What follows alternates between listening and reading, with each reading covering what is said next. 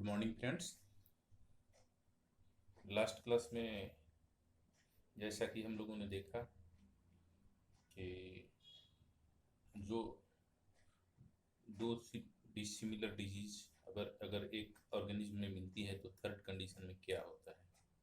वहाँ पे देखा हमने कि दोनों मिलके जो कि एक दूसरे के लिए फेवरेबल प्लेस है, बॉडी का पार्ट है, वहाँ पे दोनों जाके एग्जिस्ट करते हैं। बट ध्यान देने वाला बात ये है कि ये दोनों जो है ये दोनों जो है कभी भी कभी भी एक दूसरे को साथ एक दूसरे के साथ इस तरह से नहीं मिलती हैं, ऐसे नहीं मिलती हैं कि मतलब इन दोनों को एकदम से अलग नहीं किया जा सके। अगर ध्यान से देखा जाएगा, ध्यान से एग्जामिन किया जाएगा तो दोनों का सिम्टम्स अलग अलग होगा। हालांकि कई बार लगेगा कि वो दोनों एकदम एक दूसरे से मिल गई हैं, कंपाउंडिंग हो गया है, कम्प्लेक्सिंग हो गया है। आप लोग क्रॉनिक मायाज्म JHLN का पढ़े होंगे, वहाँ पे कंपाउंडिंग का बात हुआ है, ठीक है। ट्यूबरकुलर का मायाज्म या ट्यूबरकुलर डायस्थेसिस का बात हुआ है, या बहुत सारे लोग ट्यूबरकुलर मायाज्म का बात करते हैं। बट ट्यूबरकुलर करके हैनीमैन के अनुसार कोई मायाज्म नहीं हो सकता, कोई मायाज्म नहीं होता है। बेसिकली वहाँ पे क्या बोला है कि सोरा और सिफिलिस या सोरा और साइकोसिस दोनों एक दूसरे के साथ कंबाइन करते हैं, और कंबाइन करने के बाद एक जनरेशन से दूसरे जनरेशन में चले जाते हैं। तो इसको कहता है perfect combination of psora and syphilis, perfect combination of psora and syphilis और सोरा और साइकोसिस पासिंग थ्रू हेरिडिटी। ये जो है क्या करता है, इससे ट्यूबरकुलर मायाज्म का उत्पत्ति होता है, जन्म होता है। बट बट इस बात को हैनीमैन डिस्कार्ड करते हैं। हैनीमैन जो है और हैनीमैनियन फिलोसफी इस चीज को के एग्जिस्टेंस से डिनाई करता है। बेसिकली अगर आप लोग एफोरिज्म 40 का फुटनोट देखिएगा, एफोरिज्म 40 का फुटनोट देखिएगा, ठीक है। I think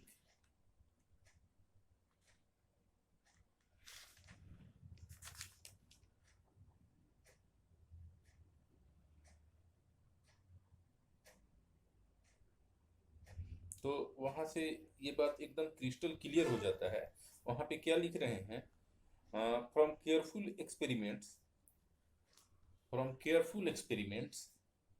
and cures of complex diseases of this kind, I am now firmly convinced that no real amalgamation of the two takes place, but that in such cases the one exists in the organism besides the other only, each in parts that are adapted for it, and each in parts that are adapted for it, and their cure will be completely effected by a judicious alternation of the best mercurial preparation with the remedies specific for the sora, each given in the most suitable dosage and form. So यहाँ पे कह रहे हैं कि ये दोनों अगर ध्यान से देखा जाए तो दोनों डिजीजेस अलग अलग हैं, कंबाइंड नहीं की गई हैं, ठीक है। कॉम्बिनेशन दोनों डिजीजों का नहीं हुआ है, दोनों सेपरेट हैं, ठीक है। ध्यान से देखने पे ये बात पता चलेगा, ऐसे ये बात पता नहीं चलेगा। सो अगर कोई ये बात कहता है कि इन दोनों डिजीजेज का मतलब एक थर्ड मिल के एक थर्ड मायाज्म बना देते हैं, तो बहुत सारे ऑथर लोग ट्यूबरकुलर मायाज्म का बात करते हैं। तो ये इस चीज को हैनीमैन डिनाई कर रहे हैं एफोरिज्म 40 के फुटनोट के थ्रू, ठीक है। आप लोग ऑलरेडी क्रॉनिक मायाज्म पढ़ चुके हैं, आपको पता है कि क्रॉनिक मायाज्म हैनीमैन साहब ने 3 बताया है। और जो क्रोनिक मायाज्म उन्होंने दिया है उसको उन्होंने डिटेल करके दिया है, उसका प्राइमरी मैनिफेस्टेशन दिया है, उसका सेकेंडरी सिम्टम्स या लेटेंट सिम्टम्स दिया है, मोड ऑफ इन्फेक्शन दिया है, हर चीज़ क्लियर करके दिया है। पर आजकल बहुत सारे ऑथर्स जो दसियों बीसियों मायाज्म्स का बात करते हैं, 15वें मायाज्म का बात करते हैं, बट उनमें से किसी भी ने भी ये चीज बताना उचित नहीं समझा कि भाई अगर आपका कैंसर या आपका ट्यूबरकुलर या आपका एड्स या आपका मलेरिया मायाज्म है, ठीक है, मायाज्म है, तो इसका प्राइमरी मैनिफेस्टेशन कहाँ है? Where is the primary manifestation? Where are the secondary manifestations? Where are the latent symptoms? And what is the mode of infection? What is the its treatment in primary manifestation? ये सब कोई कुछ कहना जरूरी नहीं है, बस हल्के से कह दिए ये ये जो है ये जो है मलेरिया मायाज्म है, तो ये कैंसर मायाज्म है, तो ये डिस मायाज्म है, तो ये दैट मायाज्म है। इस चीज को हैनीमैन ने एफोरिज्म 40 के फुटनोट में एकदम क्लियर कट इसको डिनाई कर दिया है, डिनाइल कर दिया है। तो वो बोल रहे हैं कि हालांकि देखने में ऐसे लगेगा कि ये बीमारी जो है मतलब एग्जैक्टली एक नई बीमारी है, एक नई बीमारी है, but once once you do good amount of case taking, बढ़िया से केस टेकिंग करिएगा एंड उसके बाद आप प्रेस्क्रिप्शन कीजिएगा, तो आप देखिएगा कि सोरिक और एंटीसिफ्लिटिक का एग्जांपल दिए हैं कि सोरिक और एंटीसिफ्लिटिक अल्टरनेशन में जब आप दे रहे हैं तो ये ठीक हो जा रहा है। तो अगर ये कंबाइंड हो गया था तो दोनों साथ साथ एक ऐसा मेडिसिन होना चाहिए कि दोनों को साथ साथ ये करे, बट ऐसा कुछ नहीं है। सिम्टम्स दे के alternation of antipsoric and antipsychotic या एंटीसिफ्लिटिक करेंगे और वो सही हो जाएगा, ठीक है। तो आई थिंक लास्ट जो एफोरिज्म 40-41 हम लोग पढ़े थे उसमें आपको कोई कंफ्यूजन नहीं है।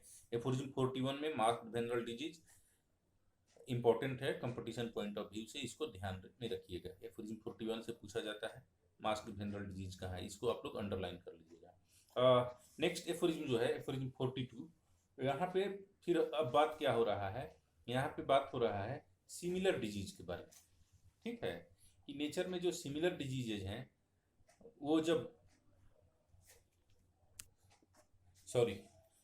एफोरिज्म 42 में फिर बात किया जा रहा है डिसिमिलर डिजीजों के बारे में, ठीक है। तो यहाँ पे कहा जा रहा है कैसे मतलब सोरिक syphilitic and psychotic symptom diseases एक ही केस में एग्जिस्ट होती हैं। वही बात जो 41 में हम लोग किए 40 में किए उसी का ये एक्सटेंशन कर सकते हैं कि ये मतलब डिजीजेज जो है सोरिक सिफिलिटिक एंड साइकोटिक डिजीजेज जो है अपने अपने अपने अपने ऑर्गन्स में जो भी इनके लिए फिटेड ऑर्गन्स है, जो भी इनके लिए सुटेबल ऑर्गन्स हैं, वहाँ पे ये एक दूसरे से कंबाइंड करती हैं, ठीक है। एक दूसरे से ये जाके वहाँ पे एक दूसरे से अलग अलग जाके अपने मतलब जो भी ऑर्गन्स है वहाँ स्टेब्लिश हो जाते हैं, ठीक है। तो ये 42 में बोला गया। 42 के बाद अब तक देखिए हम लोगों ने अब तक डिसिमिलर डिजीज का बात किया, अब उसके बाद फिर वही बात हैनीमैन ने सिमिलर के बारे में बात किया। एफोरिज्म 43 में कह रहे हैं कि totally different however is the result when two similar diseases meet together in the organism, that is to say when to the diseases already present a stronger similar one is added. In such cases we see how a cure can be effected by the operations of nature and we get a lesson as to how man ought to cure.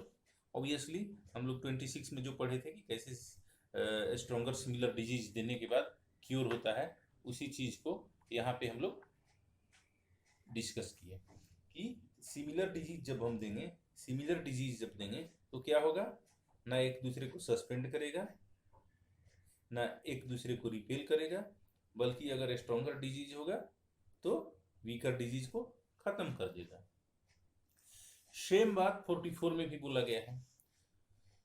यहाँ पे एक term दिया गया है double complex disease, उससे confuse नहीं होना है, उससे कंफ्यूज नहीं होना है, उसका मतलब कुछ नहीं है, ठीक है, उसका मतलब कुछ नहीं है। सेक्शन 44 में बोल रहा है two similar diseases, two similar diseases 6th edition अगर हम लोग पढ़ रहे हैं, can neither repel one another nor suspend and another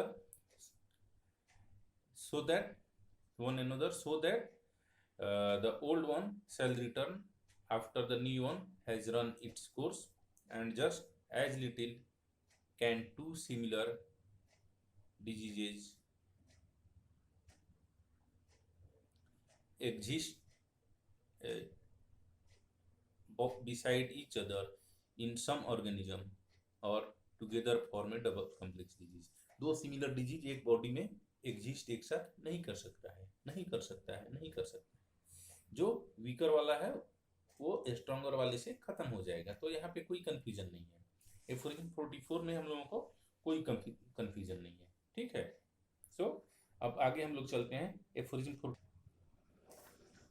45 में भी फिर यही बात बोला गया है कि जब दो डिजीजेज होंगी, ठीक है, तो ऑब्वियसली जो स्ट्रॉन्गर डिजीज होगा वो वीकर को खत्म कर देगा। एफोरिज्म 45 में भी कोई समस्या नहीं है, ठीक है। एफोरिज्म 45 में भी कोई समस्या नहीं है, एक रीडिंग दीजिएगा मतलब क्लियर हो जाएगा। Next is aphorism 46।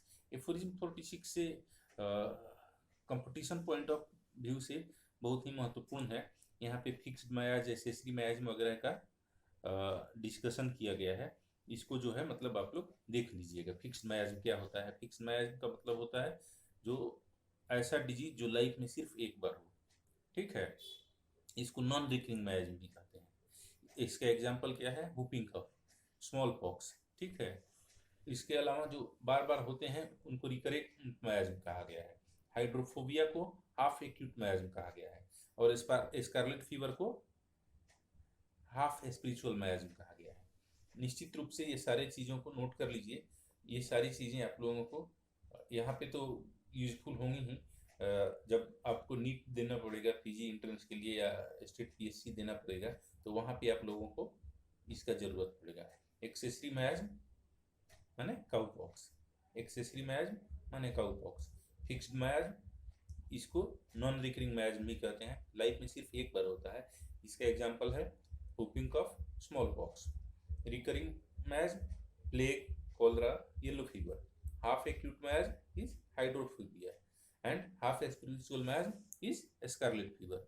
फिर से बोल देता हूँ, ध्यान में रख लीजिएगा, नोट कर लीजिएगा। Accessory miasm is cow pox. Fixed मयाज्म,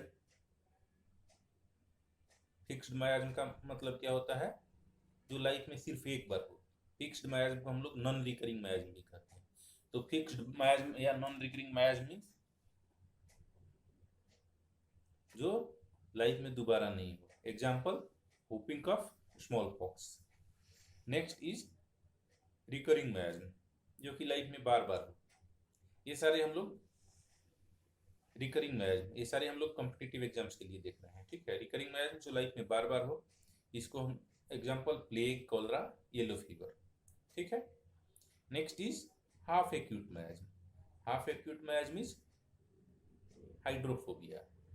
next is half spiritual miasm. Half spiritual miasm is scarlet fever. तो ये सारा चीज बाई हार्ट होना चाहिए, ठीक है। ध्यान एकदम ये ध्यान में रहना चाहिए कि चूंकि इस पर क्वेश्चंस कंपटीशंस में उठते रहे हैं, ठीक है। तो अब हम लोग देख रहे हैं एफोरिज्म 46 में क्या लिखा हुआ है, ठीक है। एफोरिज्म 46 में एग्जाम्पल्स दिए गए हैं कि कैसे एक नेचुरल डिजीज दूसरे नेचुरल डिजीज को खत्म कर देता है, ठीक है। यहाँ पे फिक्स्ड मयाज्म का जिक्र आया है और यहाँ एक्सेसरी मयाज्म या काउपॉक्स का जिक्र आया है। ध्यान देने वाला बात है कि बहुत सारे लोग बोलते हैं कि वैक्सीनेशन होम्योपैथी में अलाउड नहीं है, बट 46 के फुटनोट में जाइएगा तो यहाँ पे स्मॉल पॉक्स के लिए जो वैक्सीनेशन किया गया था, ठीक है, उसको प्रेज किया गया है, उसका प्रशंसा किया गया है। सो ये एकदम माइंड में कंफ्यूजन नहीं रखना है, इस चीज़ का कंफ्यूजन माइंड में नहीं रखना है कि वैक्सीनेशन को होम्योपैथी ऑलवेज ऑलवेज वैक्सीनेशन का होम्योपैथी आलोचना ही करता है, ऐसा कुछ नहीं है। यहाँ पे 46 के फुटनोट में आप जाके देखिएगा तो हैनीमैन साहब ने इसको यहाँ पे क्या किया गया है, यहाँ पे इसका प्रशंसा किया गया। मैं रीड कर देता हूँ 6th एडिशन में, आप सुनिए।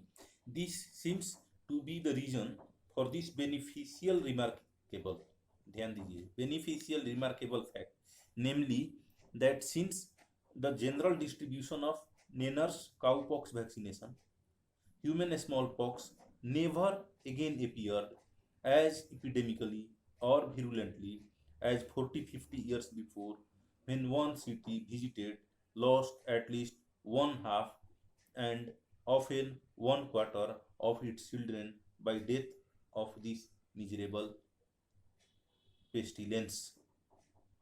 ठीक है, 6th एडिशन का फुटनोट है। तो ध्यान देने वाली बात है, वैक्सीनेशन को होम्योपैथी हमेशा हैनीमैन ने डिनाई ही नहीं किया है। 46 के एग्जाम्पल्स पूछे जाते रहे हैं, डिफरेंट एग्जाम्पल्स है, इसको आप लोग रीडिंग कीजिएगा। Thank you. आई थिंक आप लोगों को ये चीज़ समझ में आया है।